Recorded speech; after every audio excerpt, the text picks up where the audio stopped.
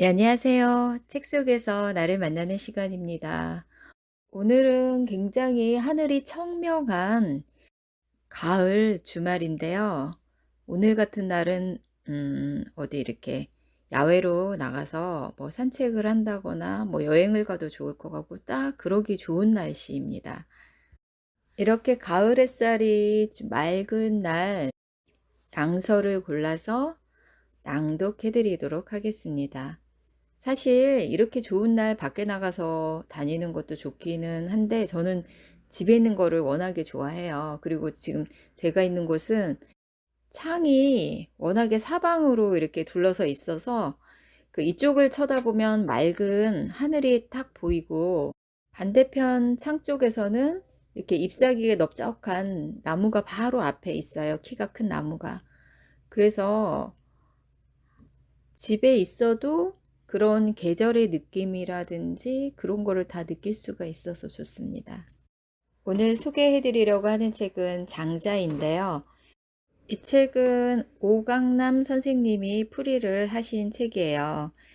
이런 고전은 원문은 똑같아도 어떤 사람이 뭐 이렇게 번역을 했느냐, 풀이를 했느냐, 옮겼느냐에 따라서 이런 그 조금의 약간 느낌이 다르잖아요. 그래서 저희 집에 장자가 두 권이 있는데 이건 한 권은 지금 오늘 소개해 드리려는 책이고 또 다른 한 권은 다른 분이 이렇게 옮긴 책인데 내용은 똑같은데 느낌이 달라요. 그래서 그냥 오늘은 그 요거를 제가 선택을 해봤습니다.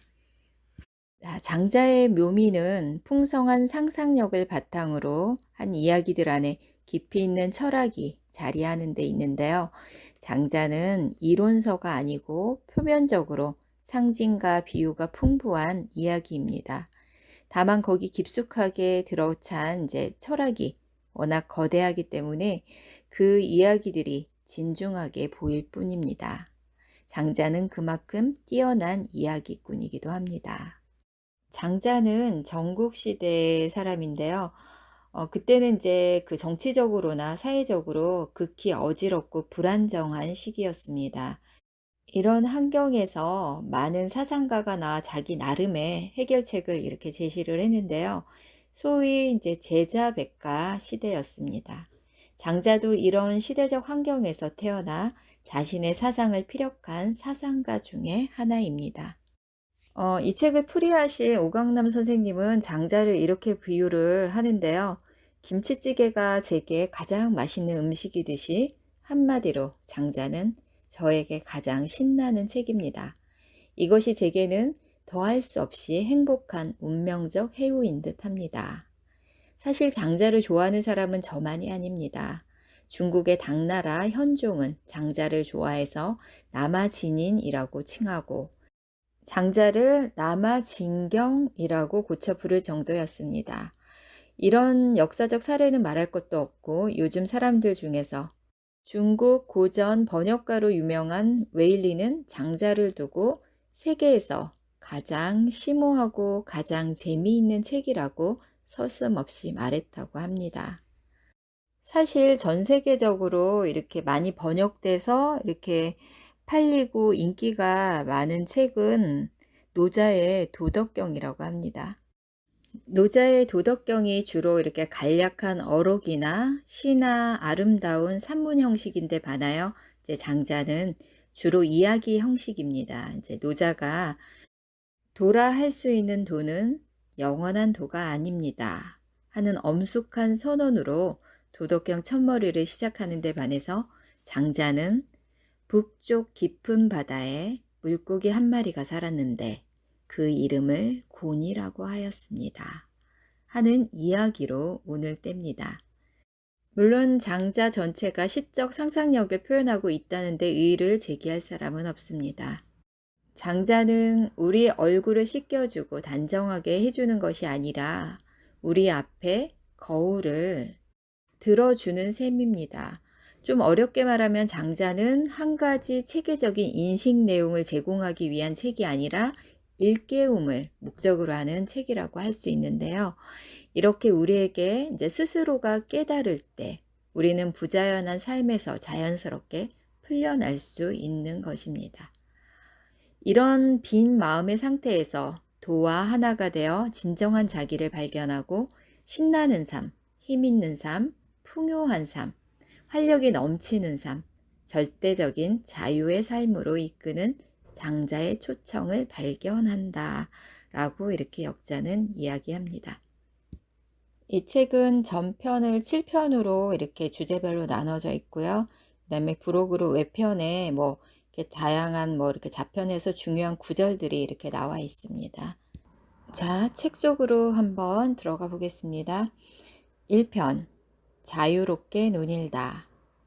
자, 장자의 1편은 헐헐 날아 자유롭게 논일다라는 제목이 보여주듯이 인간이 누릴 수 있는 절대 자유의 경지를 이야기하고 있습니다. 절대 자유와 그것을 가능하게 해주는 변화와 초월, 그것이 장자 전체의 주제이며 가르침의 궁극적인 목표라고 할 수 있습니다. 물고기가 변하여 새가 되고, 북쪽 깊은 바다에 물고기 한 마리가 살았는데 그 이름을 곤이라고 하였습니다. 그 크기가 몇 천리인지 알 수가 없었습니다. 이 물고기가 변하여 새가 되었는데 이름을 붕이라고 하였습니다. 그 등 길이가 몇 천리인지 알 수 없었습니다. 한번 기운을 모아 힘차게 날아오르면 날개는 하늘에 들이온 구름 같았습니다.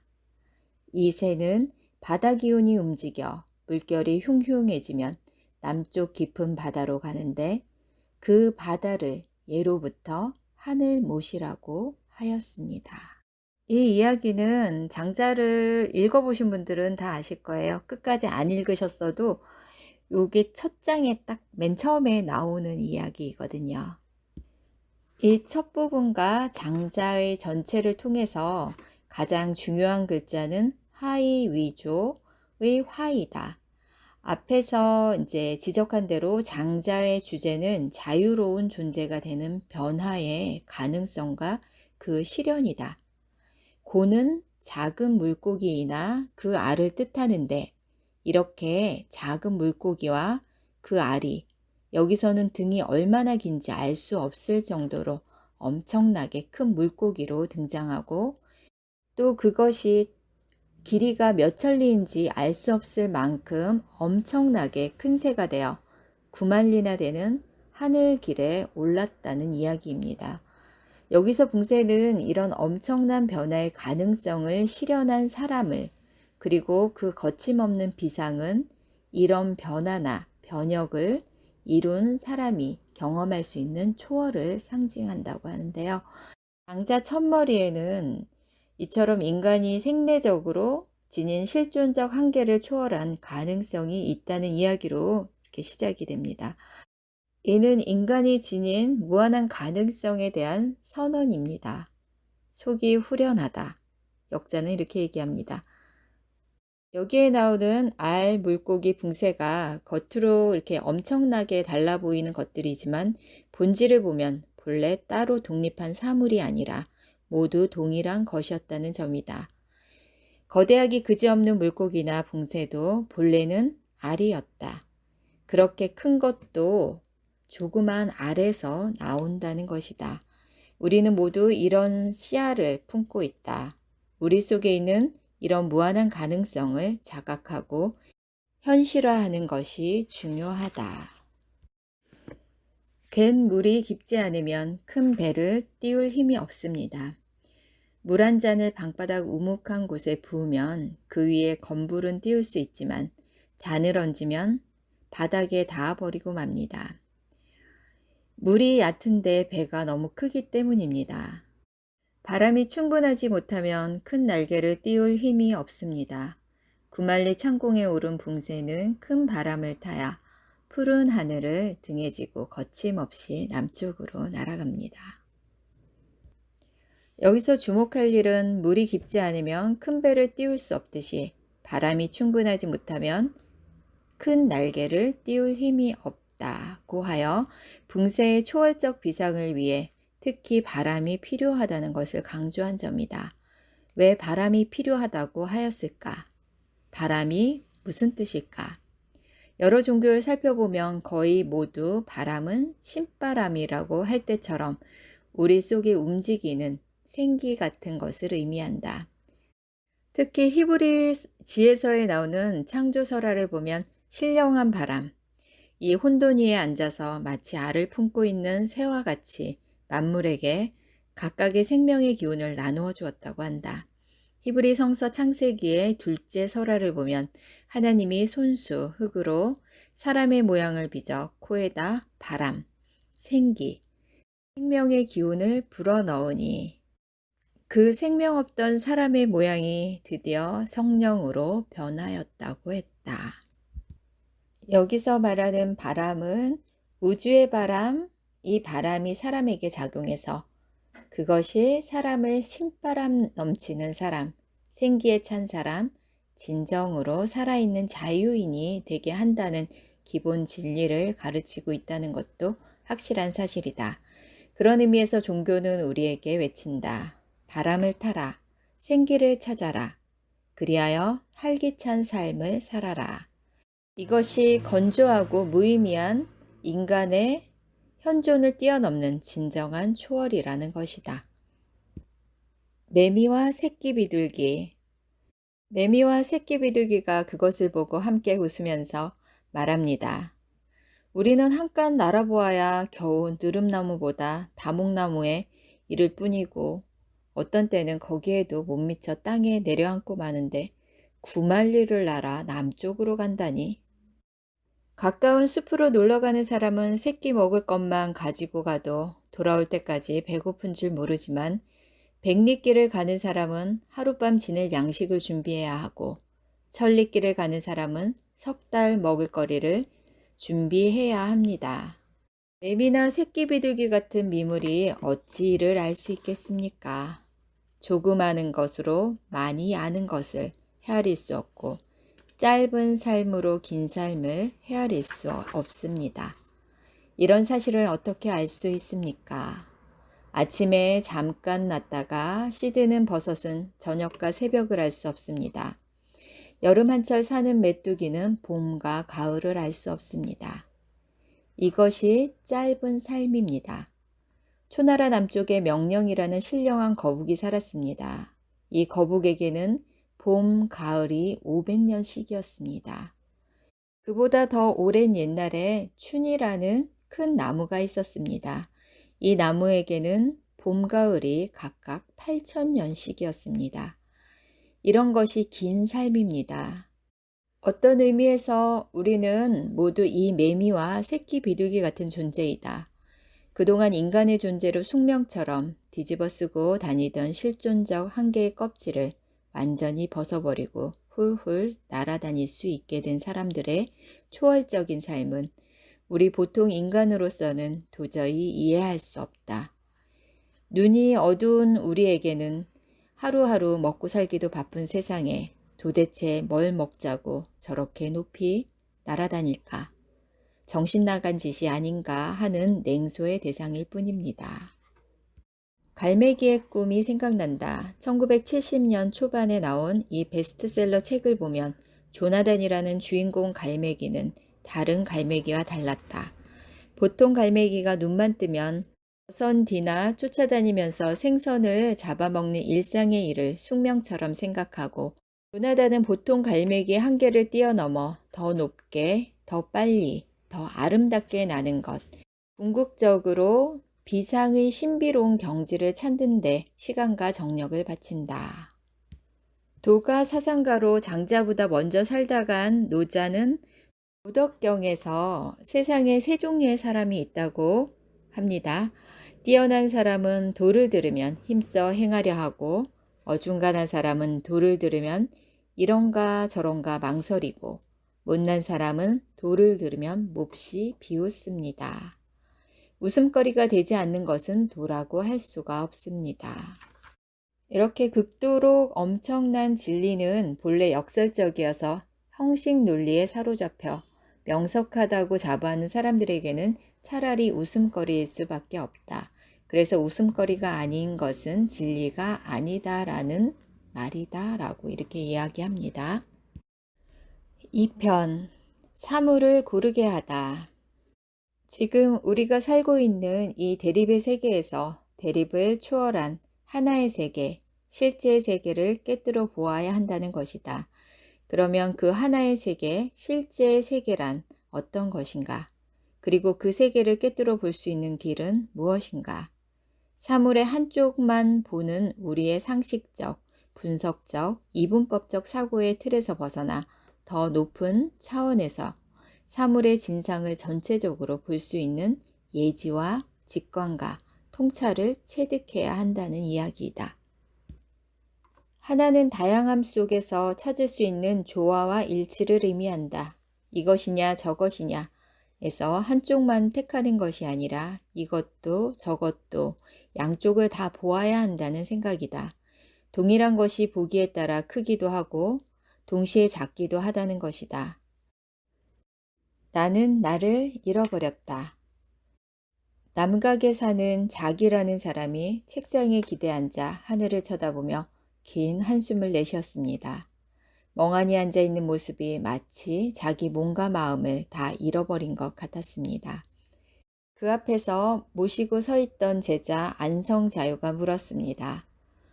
어찌 된 일입니까? 몸도 이렇게 마른 나무 같아질 수가 있고 마음도 죽은 재 같아질 수 있습니까? 지금 책상에 기대앉아 계신 분은 이전에 이 책상에 기대앉아 계시던 분이 아니십니다. 자기가 말했습니다.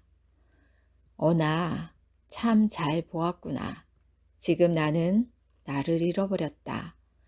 그런데 내가 그 뜻을 알 수 있을까? 너는 사람이 부는 퉁소 소리를 들어보았겠지만 땅이 부는 퉁소 소리는 들어보지 못했겠지. 설령 땅이 부는 퉁소 소리는 들어보았을지 모르지만 하늘이 부는 퉁소 소리는 들어보지 못했을 것이다. 제1편이 북명의 물고기 이야기로 시작한 데 반해 제2편은 남각에 사는 자기라는 사람의 이야기로 시작했다. 북과 남이 대조를 이루고 물고기와 사람이라는 점이 다르지만 둘 다 변화를 이야기한다는 점에서 공통점이 있다.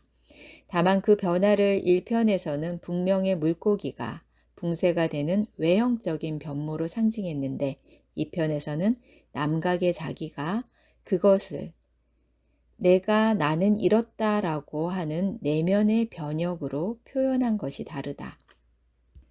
몸은 마른 나무 같고 마음은 죽은 재 같다고 묘사했다. 이런 상태를 두고 자기는 내가 나를 잃었다는 말을 쓰고 있다. 나를 잃음, 나를 비움의 상태에 들어갔다는 뜻이다. 꼭 막힌 자의식에서 탁 트인 우주의식으로 변환한 것이다. 옛 자아가 죽고 진정한 새 생명이 탄생한 것이다. 자기를 잃어버리고 비운 상태, 이른바 무아, 상아, 망아, 망기라는 자기 초월의 경지에 들어가야 비로소 하늘의 소리를 들을 수 있는 특수 인식 능력의 활성화가 이루어진다는 것이다. 있음과 없음. 이제 말 한마디 해보자. 이 말이 이것과 같은 것인지 아닌지 모르겠다. 같든지 다르든지 그것과 한 가지임이 분명하므로 사실 그것들과 다를 바가 없다고도 할 수 있다. 그래도 한번 말해보자. 시작이 있으면 아직 시작하기 이전이 있기 마련이다. 또 아직 시작하기 이전의 이전이 있기 마련이다. 있음이 있으면 없음이 있게 마련이다. 또 있음 이전에 그 없음이 아직 있기 이전에 있어야 한다. 또 없음이 아직 있기 이전이 아직 있기 이전, 그것이 아직 있기 이전에 없음이 있어야 한다. 이러한데 갑자기 있음과 없음의 구별이 생긴다. 있음과 없음 중에 어느 쪽이 정말로 있는 것인지 모르겠다. 이제 내가 뭔가 말했지만 이렇게 말한 것이 정말로 뭔가 말한 것인지 말하지 않은 것인지 알 수가 없구나.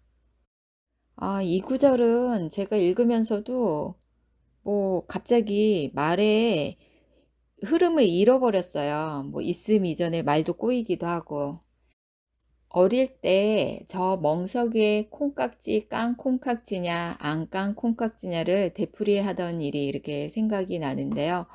없음이 아직 있기 이전에 아직 있기 이전 그것이 아직 있기 이전의 없음이 있어야 한다. 도대체 뭘 이야기하겠다는 소리인가? 사실 여기는 이제 뭘 말하겠다는 것이 아니라 뭘 말하지 못하겠다는 말을 하려는 것이다. 절대 궁극의 경지는 말로 할 수 없는 것. 그러니 이제 말 한마디를 해본다고 말문을 열었다. 말할 수 없는 것이지만 한번 말해보겠다는 것이지요. 개념화 할 수 없는 것이지만 한번 개념화 해보겠다는 것이다. 이런 형편이니 자신이 한 말을 두고 이제 내가 뭔가 말했지만 이렇게 말한 것이 정말로 뭔가 말한 것인지 말하지 않은 것인지 알 수가 없구나 하는 말로 끝을 맺고 있는 정도이다. 이렇게 글을 읽다 보면 그 알 듯 모를 듯 그 오묘한 말이 나옵니다. 이 그 아리송한 이런 그 말들이 나름 또 매력이 있습니다. 꿈에 술을 마시며 즐거워했던 사람이 아침에는 섭섭해서 운다. 꿈에 울며 슬퍼한 사람은 아침이 되면 즐거운 마음으로 사냥하러 나간다. 우리가 꿈을 꿀 때 그것이 꿈인지 모르지. 심지어 꿈속에서 해몽도 하니까. 깨어나서야 비로소 그것이 꿈이었음을 알게 되지. 드디어 크게 깨어나면 우리의 삶이라는 것도 한바탕 꿈이라는 것을 알게 될 것이네. 그러나 어리석은 사람들은 자기들이 항상 깨어있는 줄 알고 주제넘게도 그러함을 분명하게 아는 채 하지. 임금은 뭐고 마소치는 사람은 뭔가. 정말 꼭 막혀도 한참일세. 공자도 자네도 다 꿈을 꾸고 있으며 내가 공자나 자네가 꿈을 꾸고 있다고 말하는 것도 역시 꿈일세. 이런 말이 계상하기 그지없을 것으로 들릴 테지만 만세 후에라도 이 뜻을 아는 성인을 만난다면 그 긴 시간도 아침 저녁 하루해에 불과한 것처럼 짧게 여겨질 것일세. 이 문단에서는 삶의 크기를 보아 한바탕 꿈이라고 말한다. 꿈에 술을 마시며 즐거워했던 사람이 아침에는 섭섭해서 운다. 꿈에 울며 슬퍼한 사람은 아침이 되면 즐거운 마음으로 사냥하러 나간다. 이 말은 특별히 무슨 뜻을 뜻하는 것일까?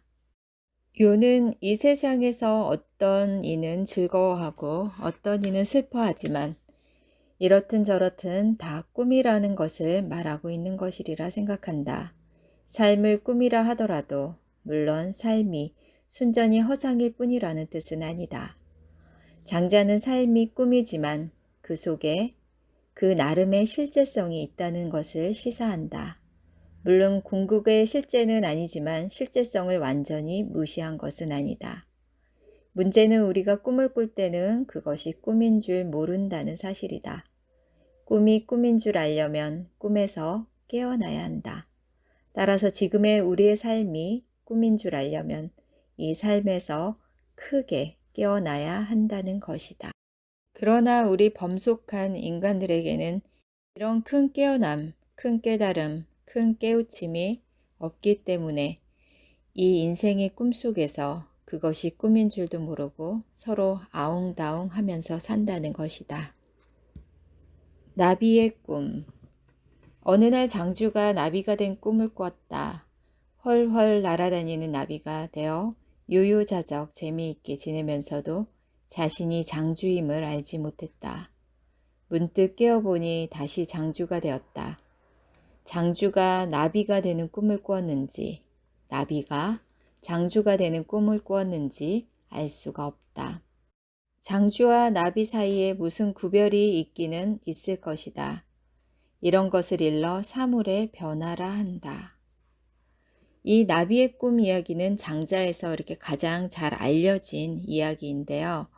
이 이야기 때문에 옛날부터 장자를 몽접 주인이라고 했다고 합니다. 요즘 말로 하면 나비꿈 선생이다 뭐 이런 뜻이라고 하는데요. 이 이야기가 유명한 만큼 거기에 대한 해석도 이렇게 구구합니다. 그런데 이 이야기를 가만히 따져보면 이것은 한 가지 꿈 이야기가 아니라 두 가지 꿈 이야기인 셈이다. 장자가 꿈에서 나비가 되어 헐헐 날아다녔는데 물론 그때에는 자기가 장자라는 생각이 전혀 없었다. 꿈에서 깨어나서야 그것이 꿈이라는 것을 깨달았다. 그러나 꿈에서 깨어나서 다시 곰곰이 생각해 보니 지금이야말로 나비가 꿈을 꾸어 그 꿈 속에서 장자가 되어 살아가면서 자기가 나비라는 생각을 하지 못하고 있는 것이 아닌가 하는 의문을 갖게 된다. 따라서 여기에서는 장자가 나비가 되는 꿈과 나비가 장자가 되는 꿈이 같이 거론되고 있는 셈이다. 나비의 꿈이라는 것은 이런 의미에서 나비로 된 꿈과 나비가 꾸는 꿈이라는 뜻이 동시에 들어있는 말이라고 보아야 할 것이다. 우선 여기에 주목할 것은 앞에서도 지적된 바와 같이 꿈이 꿈인 것을 알려면 그 꿈에서 깨어나야 한다는 것이다. 장자가 나비였던 것을 꿈이라고 깨닫는다는 것은 그 꿈에서 깨어났다는 뜻이다. 지금 그 꿈에서 깨어난 상태를 다시 꿈꾸는 것으로 이해했다는 것은 이른바 그 깸에서 다시 한번 깨어났다는 뜻이다. 이렇게 깸에서 깨어나는 것, 이 큰 깨어남, 대각이라는 것이다. 그런 뜻에서 장자는 대각한 사람이다. 굉장히 매력이 있지 않습니까? 저는 이 호접지몽 이 이야기가 굉장히 매력 있는 대목인 것 같아요. 이 나비의 꿈 이야기를 여러 가지 이제 해석할 수 있지만 이 이야기의 주제가 단순히 인생은 일장춘몽이라는 것을 말하려는 것이 아니라는 거죠. 단순히 눈에 보이는 세계만을 보는 것이 아니라 그 너머의 너머의 세계를 본다는 데서 굉장한 의미가 있습니다. 우리의 삶에는 끝이 있습니다. 아는 것에는 끝이 없습니다. 끝이 있는 것으로 끝이 없는 것을 추구하는 것은 위험할 뿐입니다. 그런데도 계속 알려고만 한다면 더더욱 위험할 뿐입니다. 착하다는 일을 하더라도 이름이 날 정도는 하지 말고 나쁘다는 일을 하더라도 벌 받을 정도로는 하지 마십시오. 오직 중도를 따라 그것을 기준으로 삼으십시오. 그러면 몸을 보전할 수 있고 삶을 온전히 할 수 있고 어버이를 공양할 수 있고 주어진 나이를 다 채울 수 있을 것입니다. 이 두 문단은 본래 시 형식으로 되어 있습니다. 그래서 우리의 삶은 유한한데 알아야 할 것들은 무한하다. 유한한 삶으로 무한한 삶을 추구하는 것은 불가능할 뿐 아니라 위험하다는 것이다. 아무튼 순전히 지적 호기심을 충족하기 위한 일방적 지식 추구는 위험한 일이므로 오직 중도를 기준으로 삼으면 몸도 보전하고 삶도 온전하게 되고 모두 화목하게 지내게 되고 수를 누릴 수 있을 것이라는 것이다. 이 네 가지가 보신, 전생, 양친, 진년이다. 여기서 알미니 지식인이 하는 것은 이런저런 것을 끝이 없이 따지는 분별지를 말한다. 이런 분별지는 우리가 사물을 있는 그대로 보지 못하게 방해하는 것이다. 그래서 학문의 길은 하루하루 쌓아가는 것, 도의 길은 하루하루 없애가는 것이라고 했다. 도와 하나가 되려면 우리가 지금 가지고 있는 모든 편견이나 단견 같은 이분법적이고 일방적인 의식으로 얻은 지식을 하나하나 버려야 한다. 그런데도 오히려 이런 것을 더 얻지 못해 안달하며 쏘다니면 이야말로 위험한 일이 아니겠느냐는 뜻이다. 동서를 막론하고 궁극적으로는 이렇게 앓을 버림 혹은 배운 것을 버림, 이때 비로소 하나의 세계를 체험할 수 있다고 가르치는데, 여기서도 결국 지식이 아닌 직관으로 실제의 세계를 꿰뚫어 볼 수 있음을 말한 셈이다. 자, 이쯤에서 이제 마치도록 하고요. 이 내용이 워낙에 많기 때문에 더 깊은 내용은 책에서 직접 만나보시기 바랍니다. 오늘도 좋은 날 되세요.